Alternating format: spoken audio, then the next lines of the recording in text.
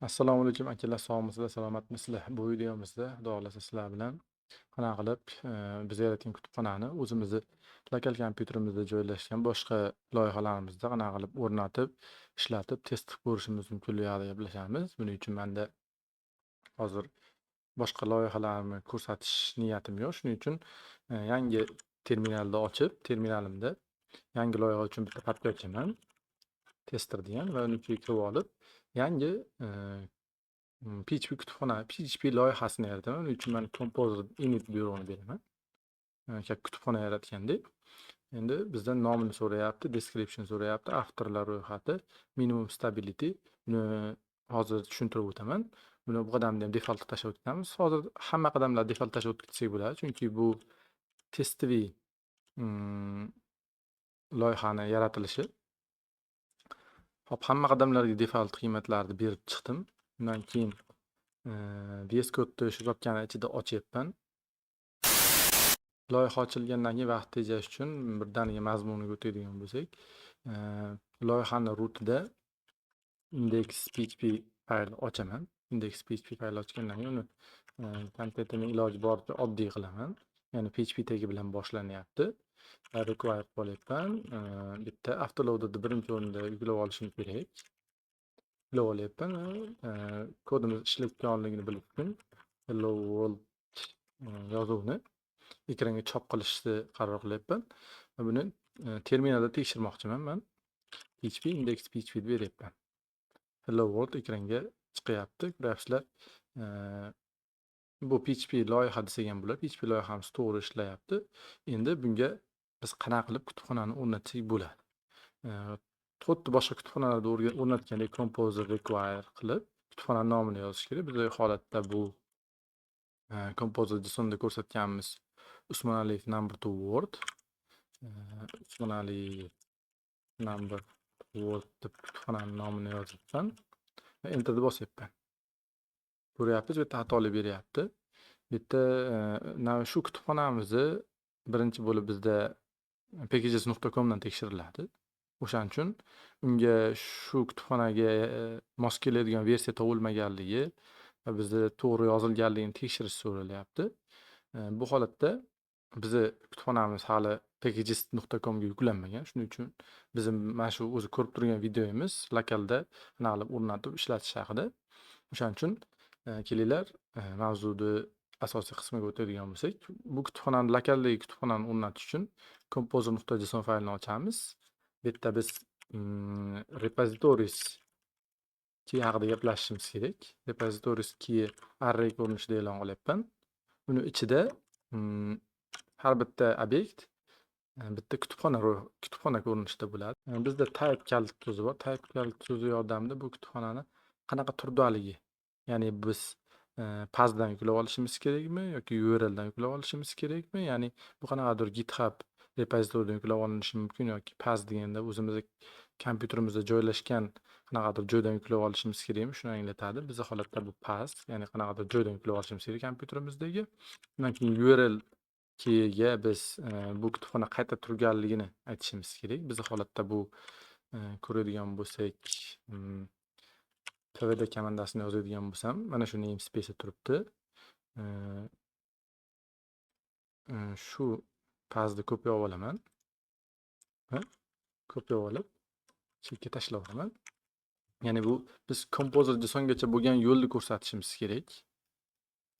Hop, keyingi qadamda biz options kalit so'zi bor. Options kalit so'zini ichida symlink degan key bor. Bu true yoki false beriladi. Men true berishni har doim tavsiya qilaman, chunki bu nima degani, biz hozir agar buni bermaydigan yoki false beradigan bo'lsak, kutubxonani o'rnatganimizdan keyin vendor papkasiga Usmonaliyev vendor name ostida bizning kutubxonamiz tushadi va bizning kutubxonamiz shunchaki fayllar ko'p yopib tashlanadi. Agar symlink true beradigan bo'lsak, u bitta Usmonaliyev number 2 word degan link yaraladi va o'sha mana bu pazga link bo'ladi. Biz xohlagancha loyihamiz ichida, kutubxonamiz ichida o'zgarish qiladigan bo'lsak, mana shu tester loyihasida ham o'zgarishlar sodir bo'laveradi. Buni hozir ko'ramiz. Repositories key ostida kutubxonani e'lon qildim. Endi komandani qaytadan yurgizaman. Endi ko'ryapsizlar, boshqacha xatolik chiqyapti. Endi bu yerda hop minimum stabilityga mos bo'lgan, bizni shu tester loyihamizda minimum stabilitysiga mos bo'lgan shu kutubxonani number to wordni mos versiyasi yo'qligi aytilyapti. Buni sababi minimum stability hozir stable bizni mana shu tester loyihamizda. Lekin number to word bizni loyihamizda hech qanaqangi hali versiya ham e'lon qilganimiz yo'q, hech qanaqangi versiya ham qo'yganimiz yo'q. Shuning uchun biz bu yerda tester loyihamizni minimum stabilitysini deb qilib qo'yishimiz kerak. Ya'ni bizni bu tester loyihamizga har qanaqangi deb holatidagi kutubxonalarda o'rnatsak bo'ladi. Komandani qaytadan yurgizaman va ko'ryapmiz, bizda sonali number to word kutubxonasi o'rnayapti. U bilan birga Laravel Pint ham o'rnayapti. Buni sababi bizni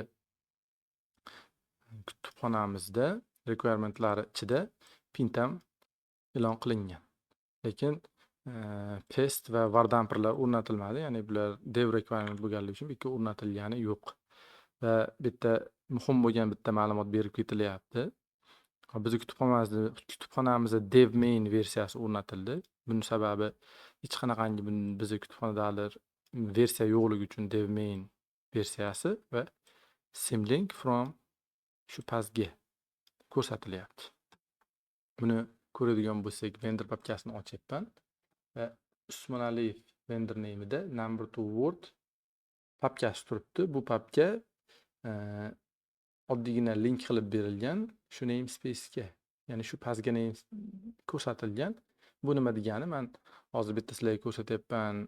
Ichida ko'ryapsizlar, bitta kutubxonamizni ichida composer log yoki vendor papkasi turibdi.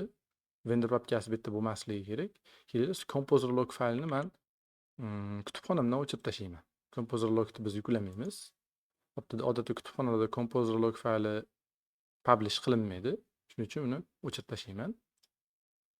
Endi tester loyihasiga o'tib qaraydigan bo'lsak, bu yerda ham composer log fayli o'chib ketdi. Bu nima sababdan bo'lyapti desak, bu Symlink true berganimiz uchun shunaqa ishlayapti. Kutubxonamizni o'rnatib oldik. Kelar endi birgalikda bo'lmasam birinchi testimizni qilib ko'raylik. Men uning uchun readme faylini ochib, ishlatilgan joyda o'zini kopiya olaman. Uni shekka paste qo'yaman. Echoda o'chirib tashlayapman. Bundan qaytgan o'zgaruvchini spell o'zgaruvchi olib, uni echo qilaman. Buni qiymatini o'zgartirishimiz mumkin. Deylik, shunaqa songa o'zgartirib. Va terminalda yana php index php deydigan bo'lsam, natija qaytyapti. Buni tekshirishimiz mumkin. Ya'ni cho'naga ajratadigan bo'lsak, 252.467 to'g'riligini ko'ryapmiz. Buni bundan oldin testlarda ham ko'rib chiqqan edik. Shunaqa qilib testlarni o'tkazib ishlash mumkin. O'zlarini holatlarida deylik, men hozir bu kutubxonamizni rostdan ham Symlink ishlayotganini tekshirish uchun convert funksiyasini kirishiga deylik hello so'zini yozib qaytarib ko'raman. Convert funksiyasi har doim hello ni qaytaradi. Agar Symlink ishlayotgan bo'lsa, hozirgi holatda spell o'zgaruvchisida hello qaytish kerak. Ko'ryapsizlar, hello bizga qaytayapti. Bugungi videomizda shulardi. Xudo xolasa keyingi videolarda ko'rishguncha sog' bo'linglar, salomat bo'linglar.